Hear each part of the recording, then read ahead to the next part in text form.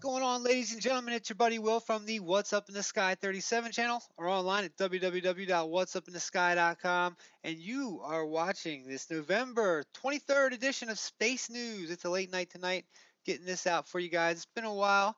I've got just a little touch of a flu I had to get over last week. It was really just lingering and lingering. If you watch my videos, I look real pale and stuff in them. I wasn't feeling all well. And that was also my video camera. So you see, I got my video camera looking right again. Ever since I switched to Yosemite on here, it kind of threw me off. But as for the website, whatsupinthesky.com, and like I said, once again, it's the space news. And what better I can start off talking about? Just let you know that we have revamped the site some more. Got about 15 or 16, maybe 15 to 20 good researchers. They're writing articles now, not just videos. There's articles, videos, images, all sorts of stuff. People from the Mars, Moon, Space Zoom Photo Club putting their stuff in there. All sorts of people. I'm inviting anybody else who does in the field. We're giving people to come, and they're going to have a place where they can put their comments. They can talk. We can work together. All sorts of good stuff coming up here. So check it out. I made it easy to get to the latest articles in each category, the most popular. As always, we've got the featured articles to look through, the newer articles, a couple advertisements, not too much. Try to keep that out of your face a little bit, but we do have them in there. As always, sign up for the website. It's free, and with that, you'll be able to talk in the forums and stuff like that, and keep in touch with people because the forums have some awesome stuff going on in there too. If you check the forum out. We've got our buddy Badfinger, Ben Evans, all sorts of people. Carol gave me the tip for our first news thing of the day. So here we go. All sorts of good stuff here for us. And let's go ahead and get off of whatsupinthesky.com so you can get on there in a minute. Well, you can be watching me on here right now. Or here we go. Let's start out with a bang. I've got some really good space news this week. I've had a lot of fun with this. Like I said, I'm feeling a lot better. Ancient Martian civilization was wiped out by nuclear bomb wielding aliens, and they could attack Earth next, claims physicist. Well, that's a pretty big claim right there. Wouldn't put it past what I've seen, but could have happened there at any time with the pictures I've seen from Mars, and we've gone over here on our channel. But something thrashed it. You know, I'm leaning more toward Thunderbolt channels. They got a really good stuff out there that is really starting to just become. Every time we get more and more evidence about what the comets look like when we get to these places, their theories are starting to look much better than what we learned back in school. So we're going to find out who this guy is. When I was sitting here reading this earlier, Carol sent this over, and I was thinking, Dr. Bradenberg, I've heard this before.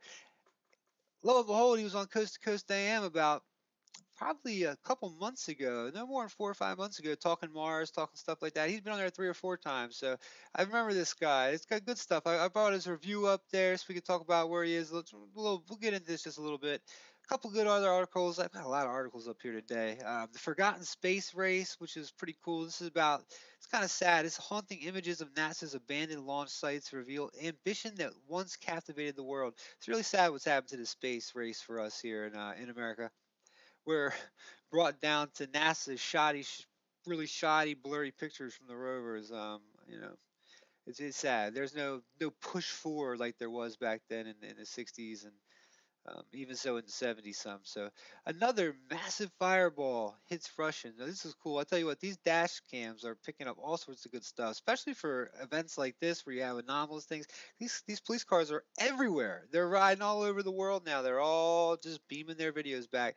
But this thing lights up the sky like you wouldn't believe. We'll check that out here in a minute. Curiosity rover recons rocky base of Martian mountain. The rover hasn't moved in the last probably 6 days or something like that. Very, very little moves. So it's interesting to see what's going on.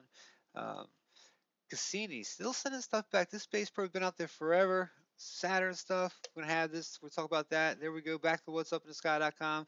The reason I actually came there in the first place is because there's an amazing article that Thomas did. His name, Thomas Mikey Jensen. He put this article out. It's called 43 Amazing Mars Images. I'm going to have that show you a little bit of it. It's got basically images that look like faces or heads. Now, some of it can just be matrixing in our eyes, but some of the stuff is just too cool. So, a little bit of update on the ISRO. Haven't heard a thing. Facebook page is down. Not down, but just totally quiet. Twitter, I'll show you what's the last things they went up because they did get some sighting spring shots.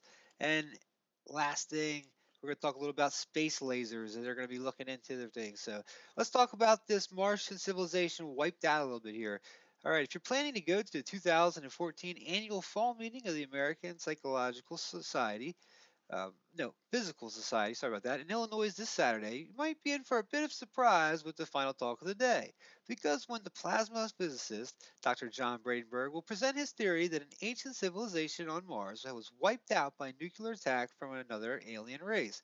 In his bizarre theory, Dr. Bradenberg says ancient Martians known as Sidonians and Utopians were massacred in an attack, and evidence of this genocide can easily be seen today. Can still be seen today, not easily seen today, as I add stuff to the picture. Let me take a quick sig. Keep my soda real fast. All right. Approximate locations of the centers of the nuclear explosion. This is pretty cool here. Um, here's where he thinks one went, and the prevailing wind came right over the Cydonia Mesa there. This is where we've seen the face on Mars, where the pyramid DNM complex is, all sorts of good stuff. And then here over here is this is where Curiosity Rover is, and Mount Sharp down here. This is, they said, Utopia. So here we go. Keep on just a little bit more. Back in 2011, the scientists first postulated. This is where I saw back. I was going back in the record. Fox had covered this and some other of the channels, the mainstream. So back in 2011, the scientists first postulated that the red color on Mars could have been due to a naturally occurring thermonuclear explosion. The Martian surface is covered with a thin layer of radioactive substances, including uranium, thorium, and radioactive potassium. And this pattern radiates from the hot spots on Mars, he told Fox News at the time. A nuclear explosion could have sent debris all around the planet. But since then, he has advanced his theories to the level he no longer thinks it was a naturally occurring explosion, but rather one planned by an intelligent race, alien race. According to Vice, the conclusion of his latest paper that nuclear isotopes in the atmosphere resembling hydrogen bomb test may present an example of civilization wiped out by nuclear attack from space. His research centers around the high concentration of xenon 129 in a Martian atmosphere and uranium and thorium on the surface, spotted by NASA's Mars Odyssey spacecraft. Scientists have previously pointed out that the appearance of these elements is not surprising, as they are natural elements found everywhere, but Dr. Bradenberg is adamant they are remnants of two nuclear explosions on the surface. He will lay out his research tomorrow and have his talk entitled Evidence of Massive Thermonuclear Explosions on Mars past, in Mars past, the Sidonian hypothesis, and Fermi's paradox. All right, that's a hard one to get out there. And he also is apparently set to have a paper published in the Journal of Cosmology and Astroparticle Physics. So that'll be interesting to see what's going on, what they say from it. We'll definitely be keeping on it here at What's Up in the Sky News. Woohoo! All right, here's guys. This is him right here. John E. Bradenberg is a plasma physicist of Orbital Technical in Madison, Wisconsin, working on space plasma technologies and space propulsion. He also performed research on MET, which is microwave electrothermal plasma thrusters for space propulsion, rocket plume regolith interactions on Moon and Mars, vortex theory of rocket engine design.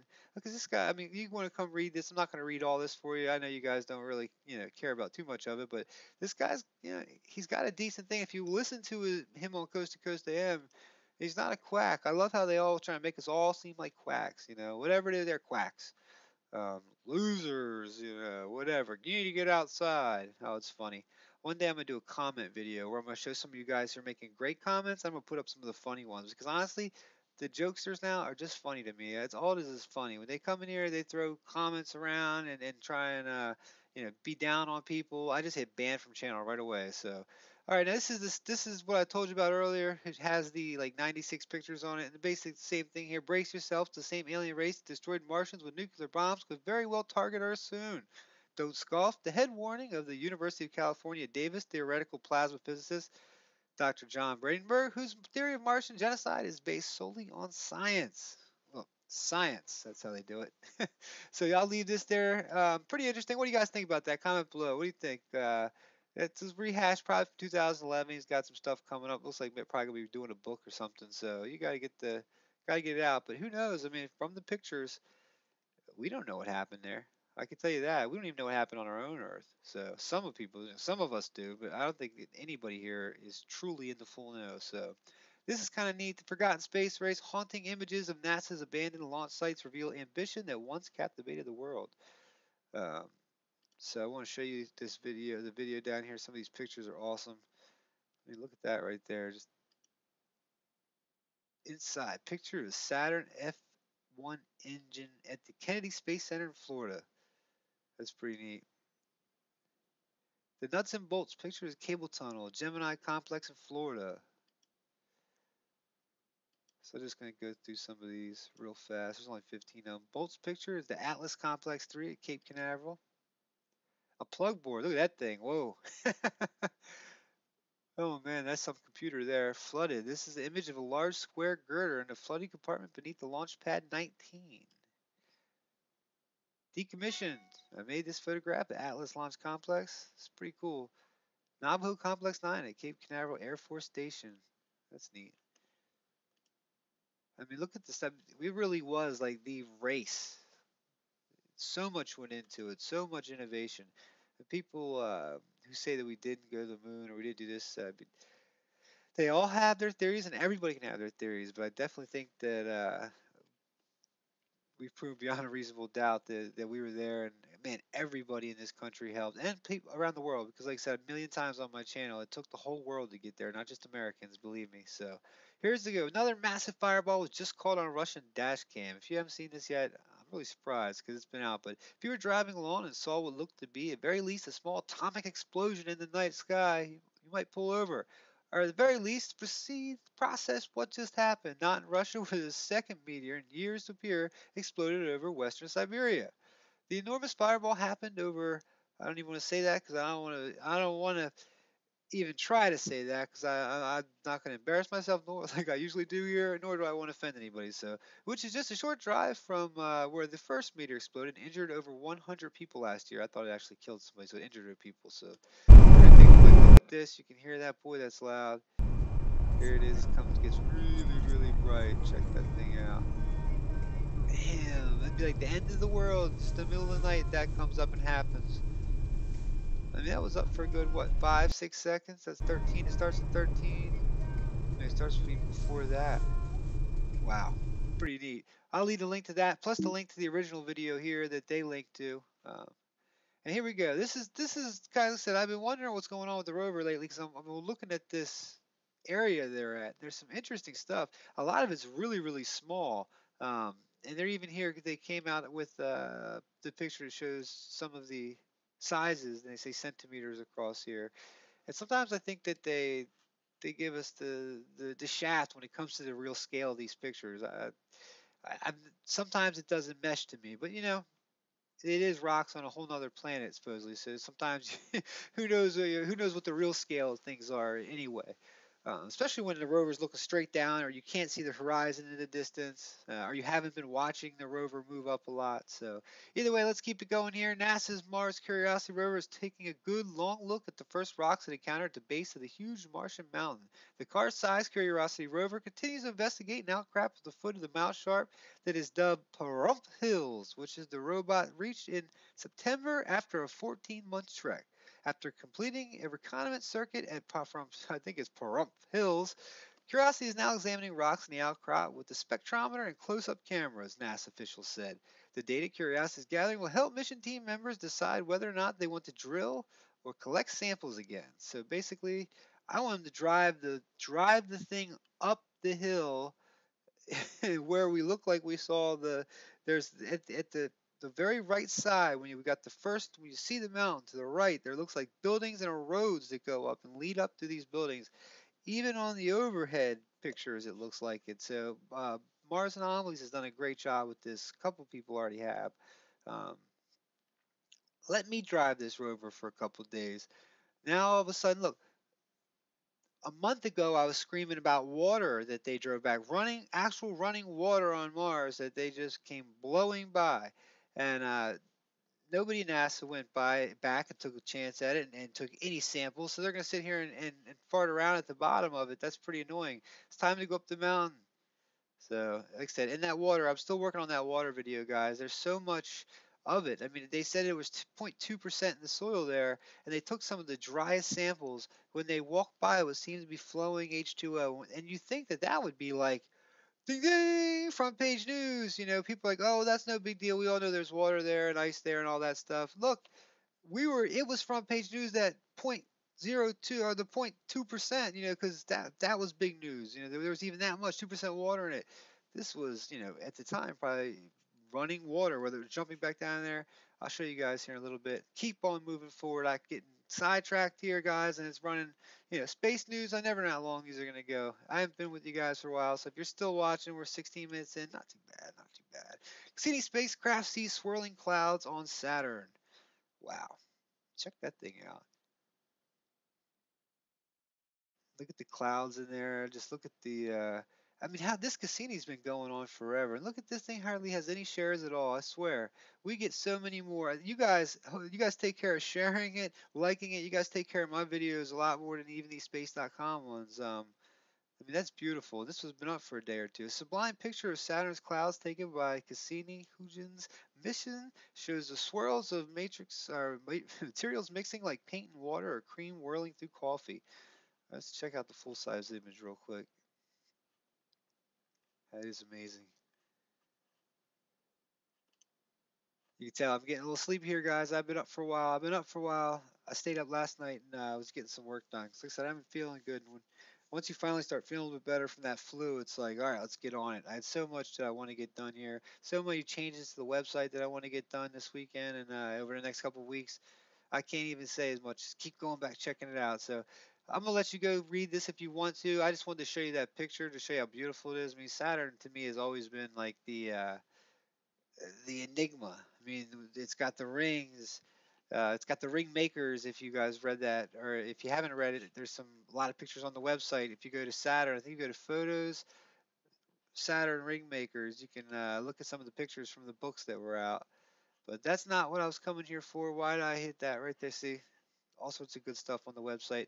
The photos are photos that if you go through them, like I tell you what, they're really neat. The alien species was a torrent file I had with all sorts of different alien species and what they're supposedly look like, and it's just a photo album. Mars is it's got some Curiosity rover shots in it, but then it's got all sorts of old stuff. The moon's got all sorts of lunar orbiter. Had the whole mission from like some guy went through there and made a torrent file. It was awesome. So check that stuff out. We also have some chemtrail stuff on there. So here's this. This is what I want you to check out too. This is going to be in the link. All the links are going to be below. 43 awesome images, head, face, and statues of Mars. I tell you what, he put a lot of time in this. Thomas did. I tell you, this turned out really cool. I hope we can get some more people sharing this. 340 something. That's just not enough for me. 374. We got to get that up, guys.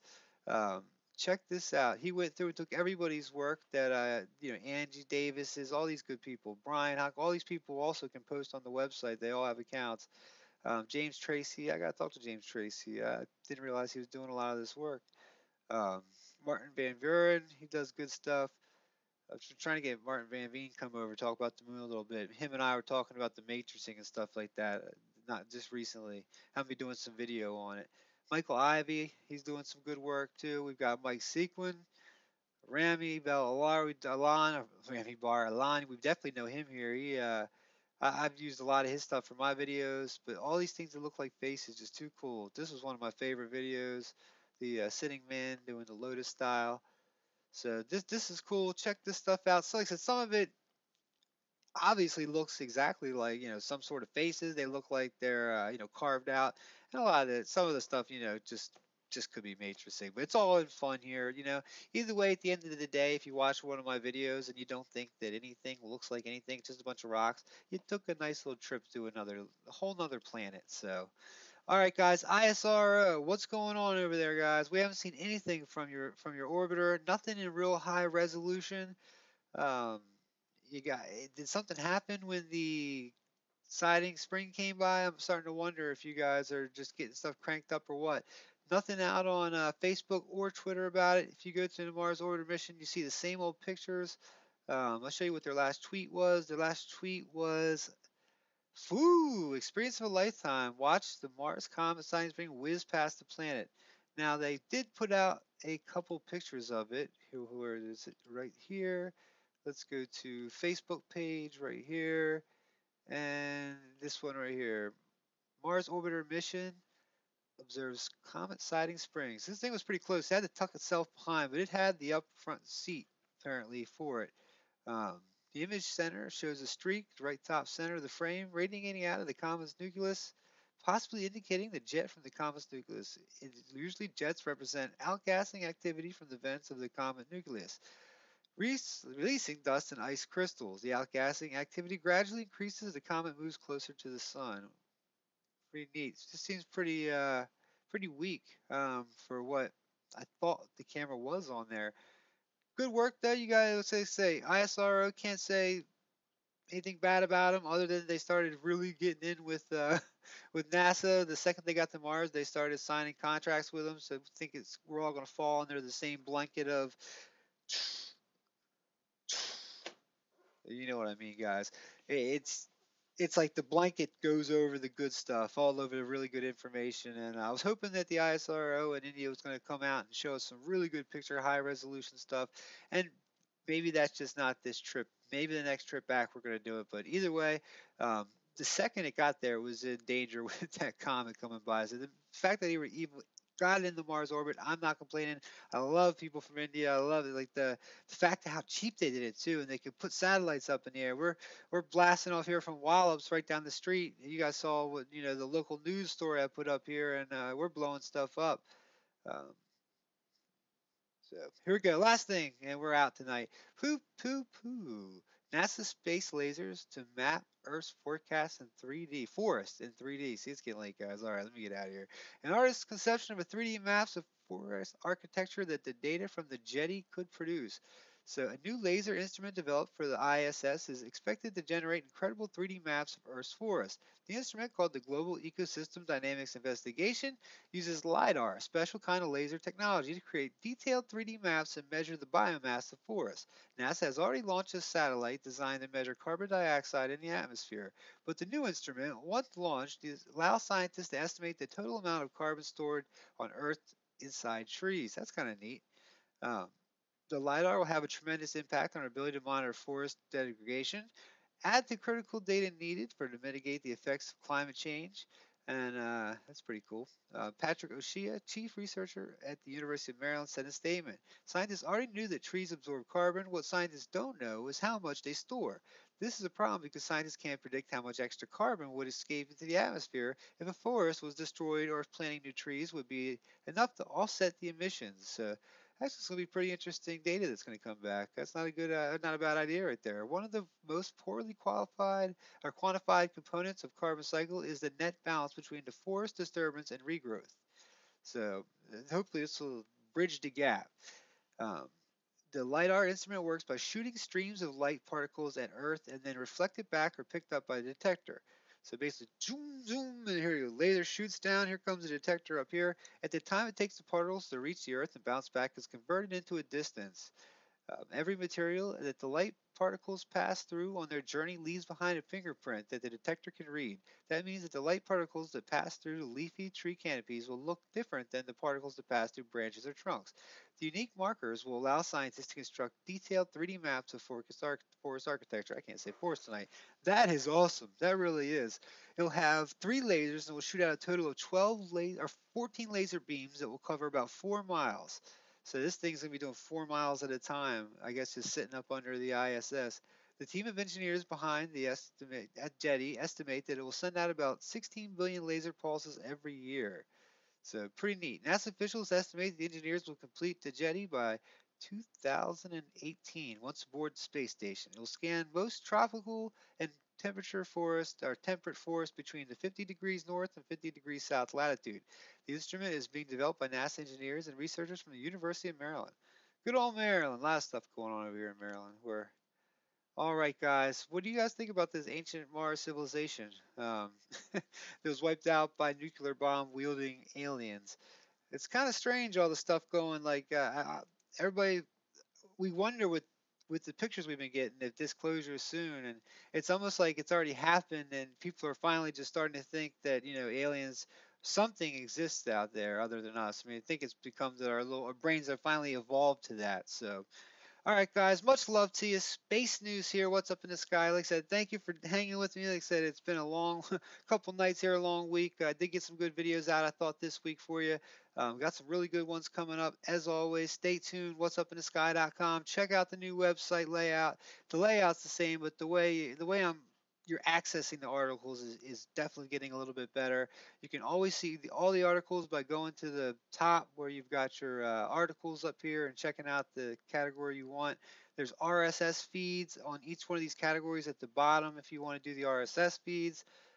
Check out the researchers. This is just a little handful of them here. I don't even have everybody's bios in yet.